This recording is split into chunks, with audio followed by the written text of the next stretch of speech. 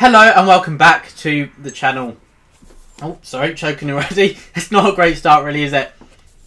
I am William Gwynne. This lemonade is out to get me. I'm William Gwynne and today I'll be talking about more of my favourite reads. This is a series of videos where I'll combat 10 of my list. Each video slowly but surely getting to that number one spot. But that will not be today. Today I'm talking about number 60 to number 51. So we are getting closer. We did start at 80, so we're on our way. But yes, I'm just going to get straight into talking about these books because let's be honest, they're far more interesting than I or my voice are. So yes, in the number 60 spot, I have At Night All Blood is Black by David Diop. So the original translation, I think it is originally in French, and I believe that the title translated as Blood Brothers, which is also very poignant for this book. But At Night All Blood is Black is a very impactful title as well, very relevant to what this story is, and this was the International Booker Prize winner, which what really brought it to my attention because I've got a little bit of a tradition of reading one of the Booker Prize winners each year now. So yeah, maybe I'll do a video talking about some of my favourites and maybe ranking them as well. So yeah, that might be a bit controversial, but yes. So yes, At Night All Blood is Black is an absolutely brilliant book. It's very haunting, very harsh. This is a story of a Senegalese soldier on the front of World War One with his best friend who he sees as his brother, and this best friend of his name's Diop, I think his best friend is fatally wounded, and Alpha, our main character who the story is told from, he cannot bring himself to end his friend's suffering even though his friend begs him to. And so yes, this inability to do that spirals into a descent into madness, which this story really is. And we have some flashbacks to his younger childhood before you really see the exploitation of the European powers bringing their colonies into the war, and they're not doing anything to support them or look after them, and they are looked down upon. And yes, we are seeing also some of the brutal action of the trenches, and Alpha gets into a tradition after his friend dies to get his sense of vengeance, which is brutal. And at first he is heralded as a hero. I won't say what it is because it may spoil what happens. But at first he's heralded as a hero. But the longer this goes on, he is ostracized more and more, seen as an outcast. And it shows his descent into madness, as not only is he continuing this bloody and brutal tradition, but he is being cut away from humanity, finding himself more and more isolated. And this is a tragic story, but one that is very hard-hitting, pretty haunting at the same time, and it sends him not into just a descent into madness, but a violent madness, and it is riveting, brutal, and shocking, and beautifully written. Next up, I have Red Country by Joe Abercrombie. This is his third standalone in the First Law world, and my favourite standalone by him. So this is set in the First Law world, but it's Joe Abercrombie's take on a kind of westing, because his standalones is a bit more experimental. Best Served Cold is his vengeance story. The Heroes was inspired by I forgot what the film was called, but it's the Bridge of Arnhem, that attack on Arnhem, that historical battle on the bridge for 3 days, which was during World War II, which was the Allies trying to get through past the Alps and going through Italy and trying to get into Germany from that direction. But yeah, I don't know why I'm talking about the other standlines. Red Country is his take on the Western, and I can't really say too much without spoilers because this is the third standalone after the original trilogy, so if I say too much it will spoil it. But there are characters that are in previous books which it was absolutely amazing to see again. Absolutely adored it. They are the strength of this, but I'd say that the along with that strength is that it's the characters, it's the character development, how their relationships prosper and dissolve throughout the course of this book. And there is a driving force of the plot of their trying to uncover why children are being kidnapped and find them, because, well, one of the main perspectives, it's her brothers are taken. And so yeah, it's quite tense, and there's a mystery thrown in there as well, which I absolutely love the blend of different themes in this book, and it is just done absolutely brilliantly. Joe Abercrombie just never misses with his dialogue, his prose, or the way he explores character. And so in the number 58 spot, I have The Children of Gods and Fighting Men, the debut historical fantasy by Shauna Lawless. And I'm just going to read out what I wrote in my opening paragraph of my review to really sum up what this book is about. Two leading female characters of incredible depth operating in 10th century Ireland, weaving historical events, political intrigue, mythology, and a sprinkling of fantastical elements into a truly fascinating story. Can it get much better? Oh wait, it can when it is accompanied by the brilliant yet understated prose of Shauna Lawless, who displays a masterful grip on plot progression and character development. So yeah, that is what I think of The Children of Gods and Fighting Men. This is brilliant at showing two leading women in a time where the hegemonic values crush women's values. And obviously this is a patriarchal society, but these women get some agency through their intelligence, but they only get it through the men around them. They have to sway them to their side. And we see that one of these characters, these women, is very scheming. She's quite manipulative, but she says she does it to protect her son, but we can question what her motivations truly are. And I love how the blend between the historical events and the mythology is achieved. So we have the mythology in the sense that there are two different groups here that are rivals. They hate each other and they vie for power over the other. They live far longer than mortals and they have some powers. Sorry, I'm about to sneeze. But yeah, so that is the fantastical element, and we have one perspective from each camp, and they are viewing many of the historical events that unfold during the late 10th century Ireland. And I believe it may actually end in 1000. So it may go into the very, very, very early 11th century Ireland. But yes, I really adored this. I interviewed Shauna Lawless, had the honour of interviewing Shauna Lawless on The Brothers Gwynne with my brother Ed. So if you want to check that out, I'll put it so it pops up. But yes, so that is The Children of Gods and Fighting Men, a truly spectacular historical fantasy book. Next up, in the number 57 spot, I have The Sisters Brothers by Patrick DeWitt. So this was shortlisted for the Man Booker Prize in 2011. Yep, it was 2011. Shouldn't have doubted myself there. But yes, so this was shortlisted. It is a Western, and it is about two brothers travelling across 19th century America as they've been set the task of finding a man who has stolen some money. They do not know why he's stolen the money, where he's going, or what is going to happen when they find him. But yes, that is the plot. But what I absolutely love about this story, and what most people seem to really enjoy and comment on, is the relationship between these two brothers, which are the heart of the story. So they're engaged in quite a conflicting relationship. They bicker a lot, but they really deeply love each other at the same time. We get trickles of what has happened in their childhood, which explains why they're so close, because they have very different personalities. They do not click, but on another level they are so close, and they will do anything to save the other. They have different goals and motivations, and it is just brilliant. You see this fluctuation of moods, which is so real. It's hard to put in a book when you wake up and you feel a bit more tired. It's hard for an author to really portray that in a book, and it's rare to be seen. But in The Sisters Brothers, Patrick DeWitt does a fantastic job of displaying that element of humanity. It's so present here, it feels so raw, authentic, and real, and the description is brilliant, and it really comments also on the greed and avarice which seems to have dominated 19th century America during the gold rush. Right, everyone is just seeking their own, to be self-made, to make their own money, and they will put others down and do anything to do it their own way. And you really see the contrast between those people and how lonely they are. And these main two characters, they're lonely as well, but at least they have each other. And the way the story unfolds is just beautiful, really fantastically told. I read this on the recommendation of my brother Ed, who this book and Blood Meridian actually got him back into reading, and now he doesn't stop. So yeah, it's got a lot to answer for in that respect, in a good way, because we wouldn't have the channel The Brothers Gwynne, which I run with my brother, if it wasn't for The Sisters Brothers. So there you go, that is The Sisters Brothers, my 57th pick by Patrick DeWitt.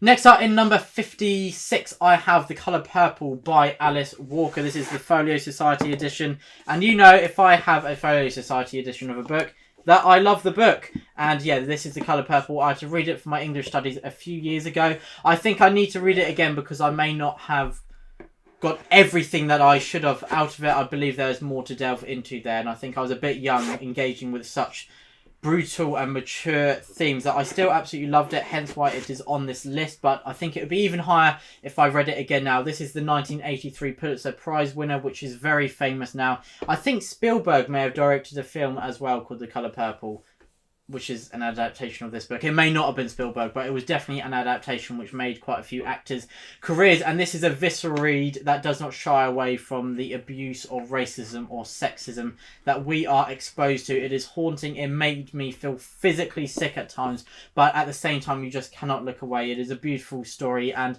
our main character, Celie, I think you say the name, Celie, is so brilliant. Such a tragic story, and the way that even though everything she goes through, she's still got so much love to give to those around her. It's just what a character. She feels so human. You feel her pain, but also it's just so heartbreaking when you see how she views herself compared to what she should do, and this unjust society that we are exposed to as well. It's absolutely brilliant, and it is inspirational as well, showing the resilience of the human spirit as well as the importance of love and self-realization. So yeah, that is The Colour Purple. I imagine you've heard many people say why they love this in better terms than I have, but yeah, that is why it is on my list, and it is definitely worthy of a reread.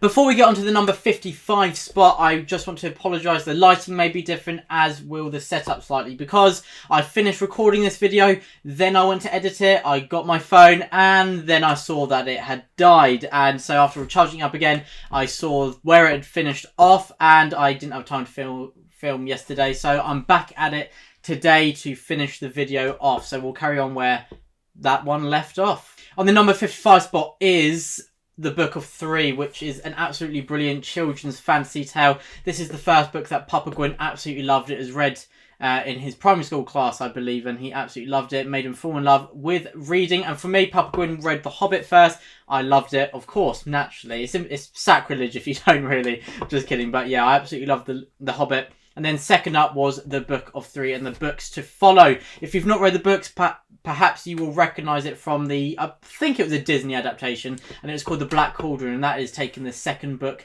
in the series. This is traditional fantasy at its finest. It's got so much nostalgia for me, partly the reason why it's on this list. A bit like Arthur, High King of Britain by Michael Morpurgo, which I put on a little while back. But yes, The Book of Three, absolutely love it. It's got those traditional fantasy elements, a group coming together, just very heartfelt, very uplifting, very kind. It just feels nice. And also it's got something that most, perhaps all, fantasy books and any other books don't have: an oracular pig. So yeah, you can't beat that. Next up in the number 54 spot, I have Salem's Lot by Mr. Stephen King.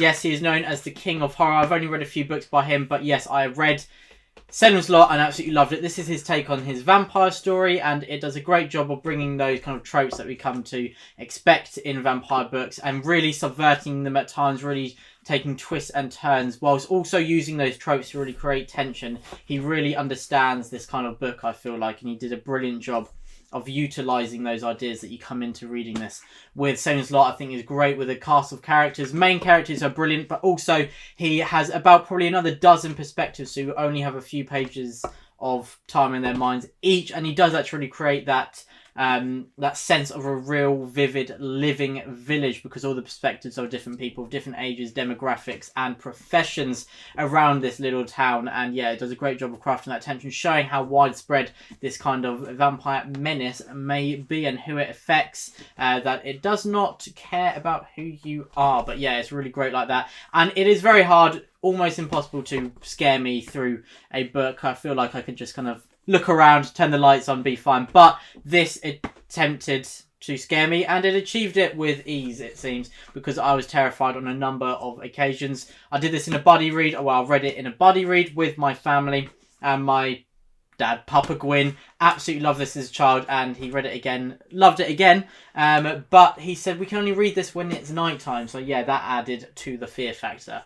Salem's Lot, definitely worth a read, really well written, great characters, and really plays on those vampire tropes. And in the number 53 spot, we're getting to the end of this video now, third from the end, and that is All Creatures, Great and Small by James Herriot. So this is a book which is about a vet who has just qualified as a veterinarian, and he's offered his first job in the Yorkshire Dales in the little village of Darrowby. And this is a true story. It's a series of anecdotes of true stories written by James Herriot. He wrote this in the 60s, and he wrote it about his time when he actually moved to Darrowby, and he is the main character when he moved there in the 1930s. So it's set about 30 years prior to when it was written, and it's him really, it's basically a love letter to Darrowby and that way of life. It's about how he fell in love with this culture, and he really just loved his job and the people who he lived with. It's a really heartfelt and beautiful story, which is written really in a really engaging way, where whilst it is a series of short stories, they're connected chronologically, and there are some overarching plot lines as well, which are really great. It's just a slice of life kind of book, and I really loved it. There's a great adaptation that me and my entire family absolutely love. There's 2 seasons that we've watched, and we're waiting to watch the 3rd one until Christmas comes upon us, because even though it's not all set at Christmas, it looks pretty cold there, and also it just does have that nice Christmassy warm feeling. But yeah, that is All Creatures Great and Small. Definitely recommend it. Very different from what I usually read, but it's really well written, and it's got some very thought-provoking and touching moments, as well as very hilarious and engaging times as well. So next up, The Bear and the Nightingale in their number 52 spot. So my penultimate book for this list, for this video. We're getting there. Sorry if I'm talking too long, but we're near the end. Bear and the Nightingale is historical fantasy at its finest, in my opinion. It is set in medieval Russia during the reign of, during Mongolian rule. And so this is set in northern Russia, and we really see the harsh elements strike upon these people. And it's got that fantastical element as we bring in Russian folklore. And our main character, Vasilisa, Vasya for short, can converse with these creatures of Russian folklore, and she takes it upon herself to keep them alive and befriend them as well, because they are kept alive by people leaving offerings like food out for them, and it's during a period of religious change where people are kind of leaving the old ways, but Vasya can see them, and she is trying, as I said, to keep them alive, and that enters her into a bit of a conflict, and also into something way bigger than herself. She's brought into it because of this engagement with those folklore creatures. It's really brilliantly done. I love how she's such an engaging and interesting character during a time of obviously patriarchal society and those hegemonic values permeating through every single action.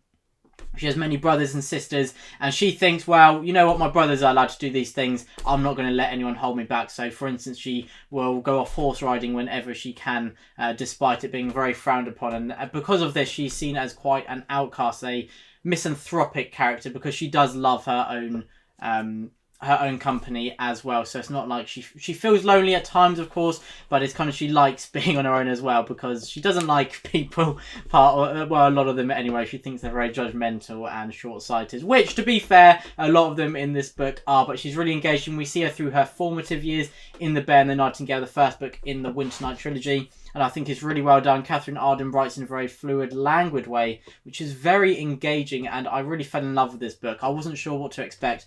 It took me by surprise, but in a really, really great way, and it builds to a very climactic ending, which really took me by surprise again, and it's got it tugs at the heartstrings as well, which I really was not expecting. But yeah, that is The Bear and the Nightingale. Really great, and it's coming up to winter, so this is the perfect time to pick up The Bear and the Nightingale. I highly recommend it to anyone, not just fantasy or historical fiction readers. And in the number 51 spot, I have The Trouble of Peace by Joe Abercrombie. What a surprise! More Joe Abercrombie. But yeah, that is me. I love Joe Abercrombie's works, and The Trouble of Peace is one of them. This is the second instalment of the Age of Madness trilogies, which follows on from the First Law trilogy, then the First Law standalones, and then it's Age of Madness. So in this is multi-POV. We have quite a few perspectives. This is the middle installment, but it doesn't feel like a middle installment. It doesn't just feel like it's there to push the plot forward. These characters are absolutely brilliant. Not to the level, perhaps, of how engaged I was with the characters of the first series, but they are probably some of the best characters of all time, so it's pretty unfair to compare to that. But Leo and also are, in particular, 2 of my favourite characters, and Reich as well, or Ricky. I forgot, there's people have argued about how you pronounce her name. I know there's some rhymes in there, but they're sometimes a bit different. But yeah, anyway, I love those 3 characters in particular, and there's some sweeping action here. I love how Joe Abercrombie creates that contrast between the internalized thoughts of people and what they say externally, and it really says a lot about themselves. Like Leo, who is quite naive, he wants to be a hero, he thinks he's standing up for people, and he's easily manipulated. He usually says what he's thinking, and you think at least he's honest in this world where Joe Abercrombie shows people at their worst. But then you also have others who they think everything inside and then they say the complete opposite, and that can have quite a humorous effect, but it also shows that they're quite at times that they can be quite scary as well, because you are not just shown heroes or the protagonists of the story. There basically are no heroes. It's just basically they're right in some things, wrong in others, but mostly self-serving, and it's kind of somewhere along that line that you are rooting for them. But Joe Abercrombie does a brilliant job of engaging you in a story of these characters who are, for the most part, amoral. And there is a battle at the end of this which was absolutely brilliant and breathtaking. I believe Mike Book Reviews said that this is actually the largest battle in the Joe Abercrombie book concerning how many people are involved. So yeah, I will defer to him in that matter and say that he is correct in that. So yeah, that's The Trouble with Pete, and it's my number 51 spot on my favourite books of all time. So there we go, that is my 60th to my 51st favourite books of all time. The list is already fluctuating slightly, and as I said at the beginning, this is completely subjective, but yeah, I really love these books, and yeah, it is my second time filming the latter half of this video, but any excuse to talk about your favourite books, that's what I say, and this was no exception. I absolutely love talking about these, and hopefully I intrigued you with a few of these. Let me know if you've read them, if you're going to read them, or books that you think may sound a bit similar. And as always, if there's anything you'd like to see on the channel, please do leave them, those ideas, in the comments below. But thank you so much for watching. I really hope that you enjoyed this video. Thanks for watching again. Stay safe.